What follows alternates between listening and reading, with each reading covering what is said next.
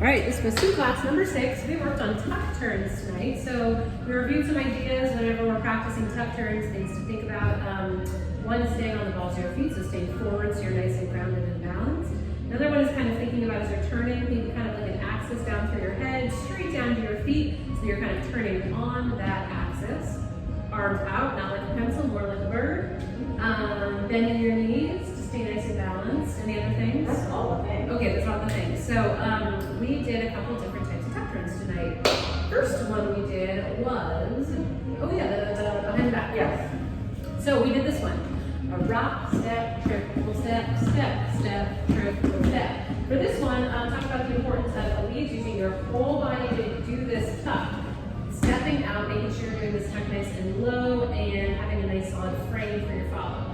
Frame obviously is super important for follows as well here as they tuck into this. Don't want to break frame, and then they're going to go back to the other way. Anything more to say about that? No. Okay. And we also did a little variation on this where we actually just stopped the follow here and then just let go, not really asking them to do anything, and then we let up and kept on dancing. Just as a fun variation to give some space and openness. I think one of the key things we discovered was that it's important for the lead to kind of keep the follow's hand. Don't release it right away if you're going to do that stop. I think it's 5, 6 that, if I'm not mistaken, 1, 2, 3, 4, 5, 6, and then you let go, because then it's just a little more encouragement that it's not a quick turn, you're not bouncing off of that, but you're staying there, and then you're doing something slow. Yeah. Then we did the old switcheroo. I believe was the next one we did. Switcheroo was this. So we did an inside turn followed by an outside. Sorry, outside turn. Do that one again. So an inside turn followed by an outside turn. So we practiced first just a 6-count inside turn. Rock, step, triple step, triple step. Talked about how for follows we're often so accustomed to just doing a tuck turn here, right? This is the moment. So you want to make sure that you actually let your body keep going through that movement if it's going to be that inside turn. In fact, always expecting an inside turn is probably the best way to think about it, and then the surprise would be the tuck. Leads, we talked about maybe making a nice big arc over the follow so that they can feel unbalanced and centered in this turn. Not rushing as well. This one, especially the 6-count version, is pretty easy breezy.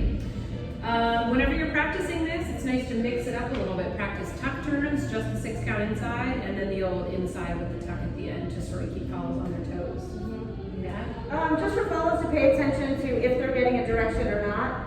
I think sometimes people are leading it on the spot, which is fine, and sometimes people are leading it in a direction, which is also fine. Just make sure that follows you're not just doing something automatically. Then we did this redirect. We did a tuck turn, a redirect, sending the follows the other way.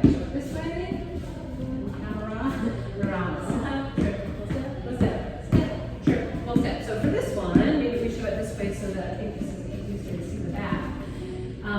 Rock, step, triple step. I'm going to walk with Jen on the 5, and then I'm going to redirect her to go back on the, it's actually the opposite way that you can see it.